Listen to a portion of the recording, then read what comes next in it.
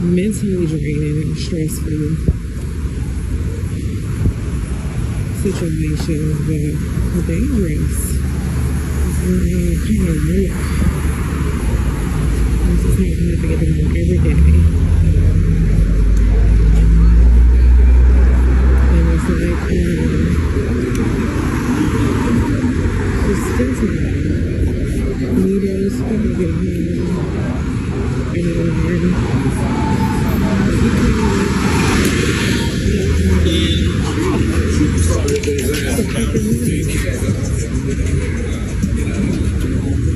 this is seriously.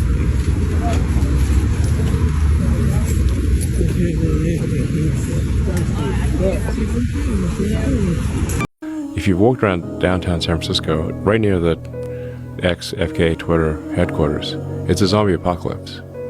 I mean, it's rough. Have you been in that area? Not lately. No. Yeah. I've heard.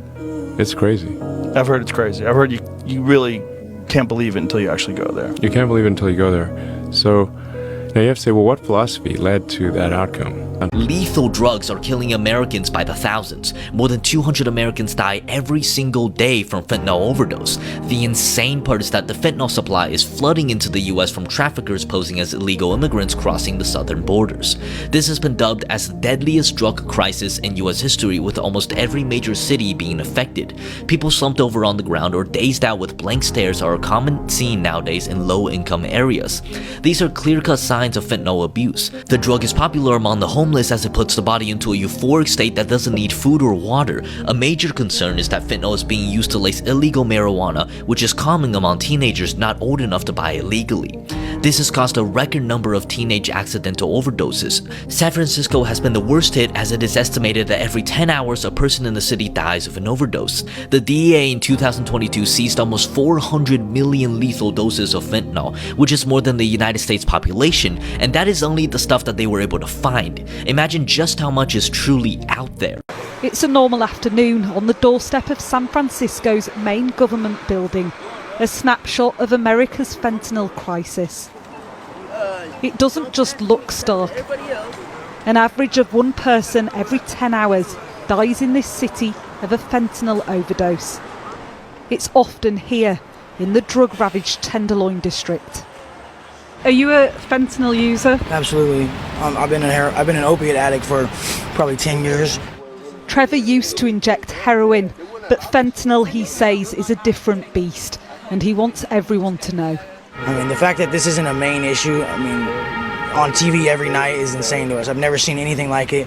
I'll meet regular people, square Joes, on their way to work, and they'll stop, hang out with me, try this drug for the first time, and then leave their life. Literally, not leave. From that moment on, they're just out here with us. Is that what fentanyl does? To some people, it's insane. I've never seen anything like it. No one has. What's it doing to the streets? Man, it's turning everybody into, a crazy, violent drug addict. We're doing an interview.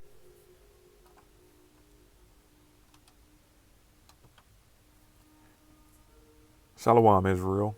First and foremost, I would like to give all praises, honor, and glory to Yahweh, Bahashem, Yahweh Shai, Bahashem, Rekal Quadash. Double honors to the apostles and elders of Great Millstone, who rule well and who taught me this truth. And peace and blessings with all sincerity to the hopeful elect. It's Zakar'Yah coming at you with another lesson. And Lord's willing, it be edifying. I want to touch on this article from Zero Hedge entitled Portland Poop Crisis Triggers Bacteria Outbreak Normally Found in the Third World. And America, Babylon the Great, has become a third world country. It's a former shell of itself.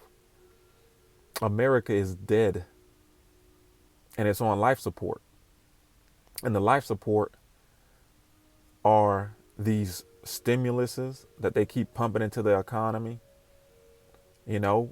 Puffing up the stats, making you people to believe that everything is fine and dandy and well, but it's not. America is dead. And as soon as it's taken off life support, all hell is going to break loose. So through the spirit, I found this article which reminded me of a video that I watched like a couple years ago on YouTube. And before I dive into the article, I'm going to play a little bit of this video because this is what it brought to mind.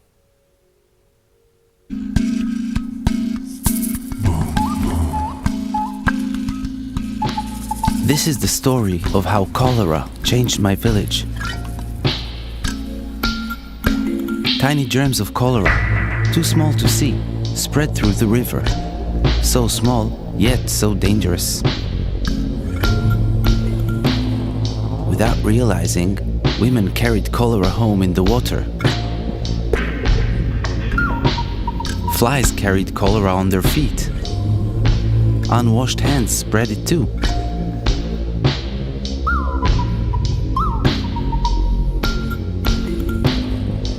We swallowed cholera germs in our water, on our food, and on our fingers.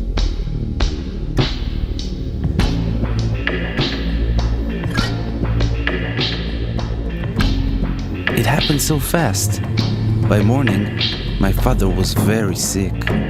He had diarrhea that looked like gray water and poured out of him.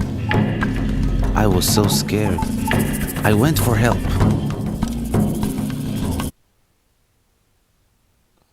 So that's all I'm going to play of the video. You know, check it out if you want to see the rest. But this is what came to my mind when I ran across this article, okay, from Zero Hedge. Now, let's dive into this article. It reads, Portland poop crisis triggers bacteria outbreak normally found in third world. Woke Democrats have caused an absurd amount of problems for law-abiding residents in Portland, including a surge in violence, crime, out-of-control open-air drug markets, and widespread homelessness. Parts of the metro area have been transformed into a third world-like state because of disastrous progressive policies. Now the combination of failed policies has sparked what appears to be a public health crisis. Highly contagious bacteria called Shigella is spreading across Portland. This bacteria is common in countries found in sub-Saharan Africa and South Asia regions. Shigella spreads when one person's infected poop gets into another person's mouth through food or water from objects or surfaces with Shigella bacteria on them, or during sex. Monoma County said, according to local news outlets, adding Shigella spreads very easily. Even a very small amount is enough to make someone sick. In December, there were over 45 infections of the deadly bacteria in Zakar'Yah, Washington. And matter of fact, I'm gonna stop it right there. That you guys get the point. All right, you get the point. I don't want to dive too much into this gross article, but anyway, we're living in beautiful times, man, because the precept that it brought to mind is this. Job chapter 14 and verse 5, and it reads, seeing his days are determined. Who is the he? Esau, Edom, the so-called white man. Seeing his days are determined, the number of his months are with thee. Thou hast appointed his bounds that he cannot pass.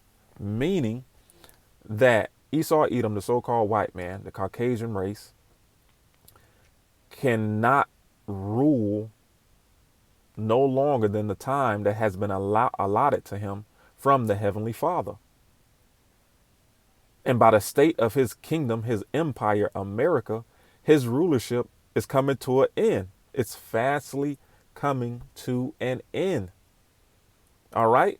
We are living in beautiful times, man. Beautiful times, man. The Lord, Yahweh B'Hashem Yahweh Shai, always comes through, man, for his elect. Okay? So let's grab Daniel chapter 4. in verse 17. And it reads, "This matter is by the decree of the watchers, and the demand by the word of the holy ones, to the intent that the living may know that the Most High ruleth in the kingdom of men, and giveth it to whomsoever he will, and setteth up over it the bases of man." Right. The bases of man is ruling the earth now. And that's why these cities are in the condition that it's in. That's why the earth is in mourning. All the problems and issues that are in the world today derive from its rulership, its management, Esau, Edom. It's plain and simple. Let's grab another precept.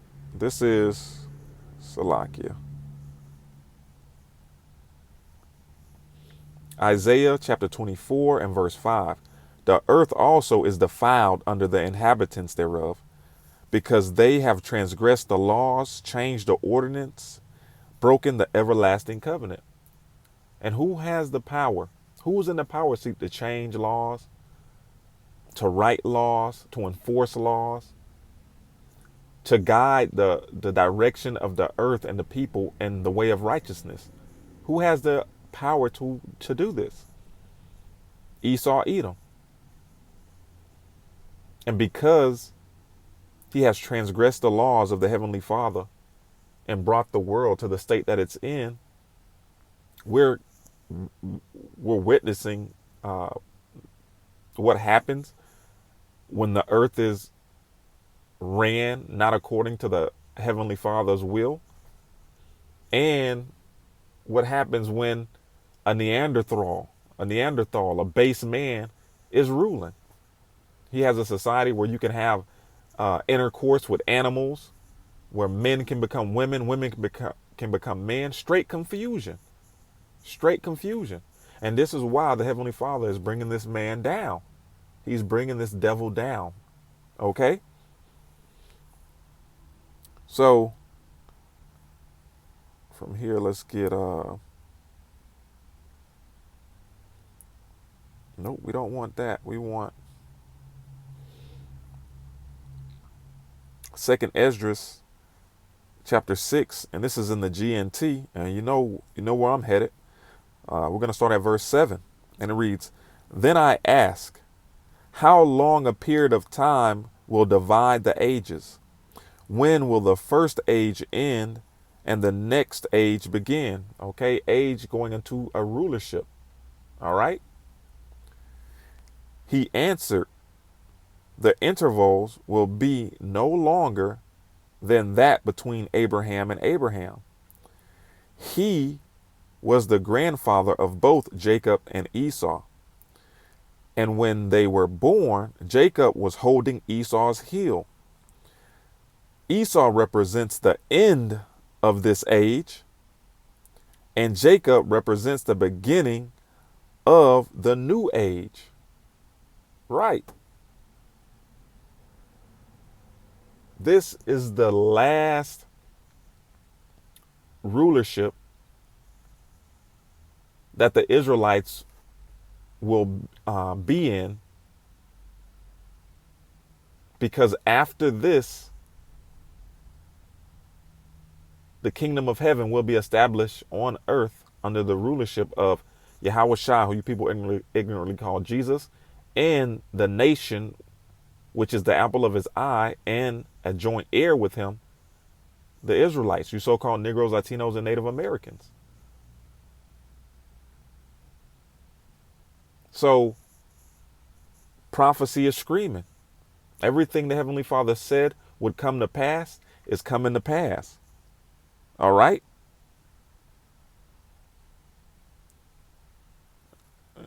From here, let's get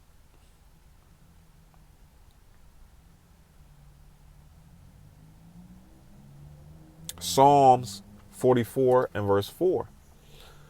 "Thou art my king, O power. Command deliverance from Jacob, And we know that Jacob, he wrestled an angel, and his name was changed to Israel, and he is the forefather of the 12 tribes of Israel. It says, through thee will we push down our enemies. And who is our chief enemy? Esau, Edom, the so-called white man. Through thy name will we tread them under that rise up against us. For I will not trust in my bow, neither shall my sword save me. But thou hast saved us from our enemies, and hast put them to shame that hated us. Right. The Lord is putting Esau, Edom to shame right before our very eyes. He's been discredited and defamed amongst the nations. The nations are looking at him as a pedophile and a base man. In a nation of that deals with freakisms. Shame has fallen upon Esau, Edom. It says, in the Most High we boast all the day long and praise thy name forever. Selah. So the Lord is doing this for his chosen people, a people yet this day in captivity. And we didn't have to pick up a sword. We didn't have to try to recreate Black Wall Street and put all our wealth together and try to build something for ourselves here. No, this place is polluted. Why would you want to build anything on a rotten and polluted foundation? Instead, the Lord is breaking it down and about to destroy it to build us anew. Okay? And this is nothing new, man. Just like in old times, in ancient times, the Lord is doing the same thing. There's nothing new under the sun. Matter of fact, let me bring that account out. Let's go to Romans 9. I think it's in Romans 9, if I'm not mistaken.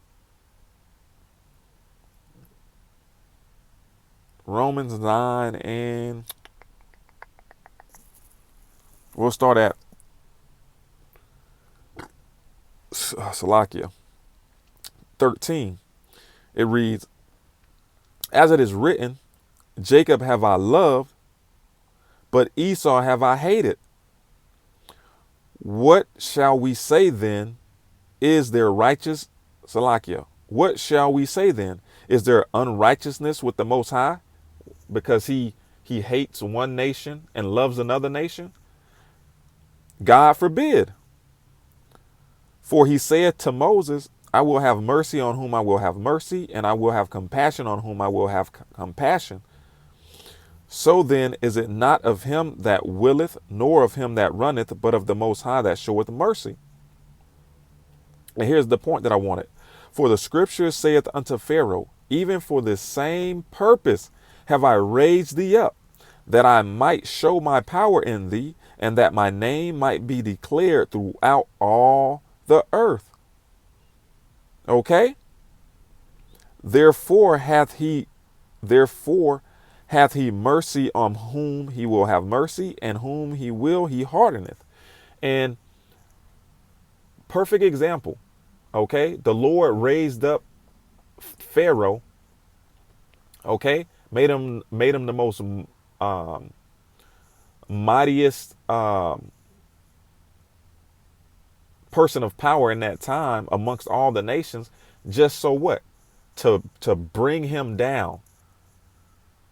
Just so all the other nations could witness the power of Abraham, Isaac, and Jacob. Destroy the most powerful, the America of its time. Okay?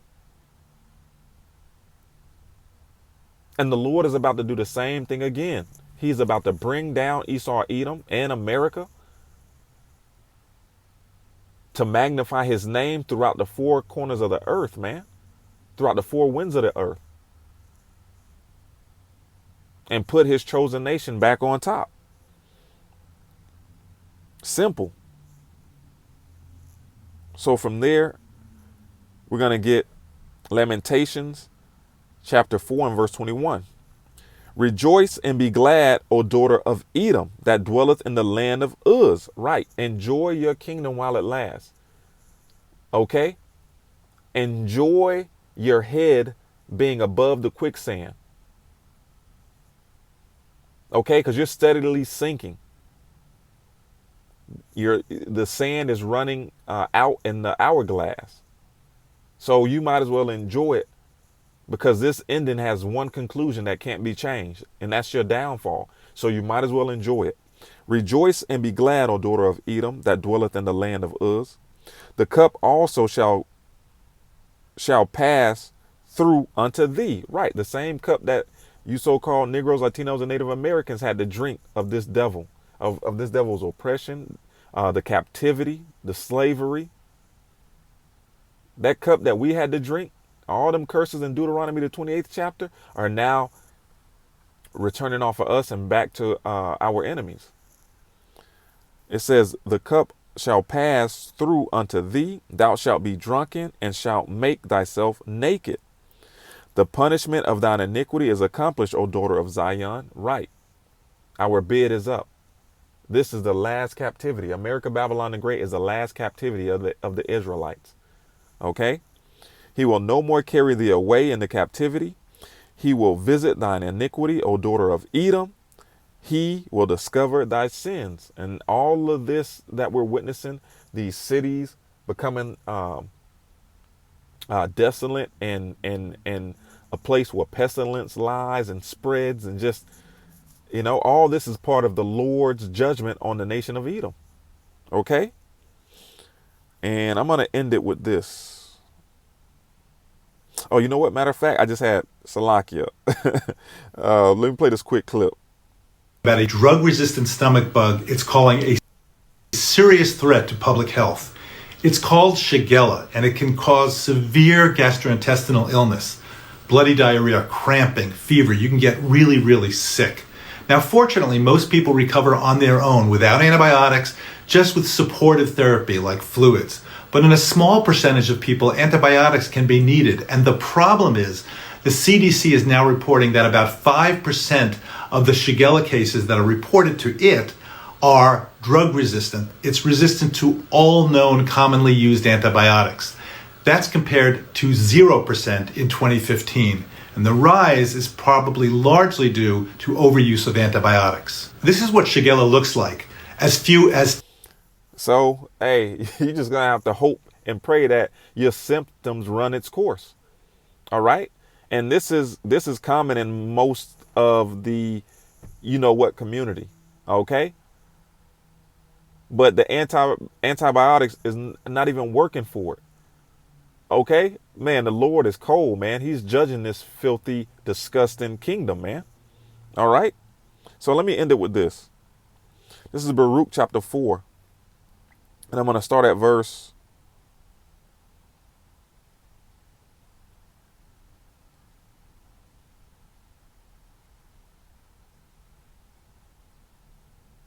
29.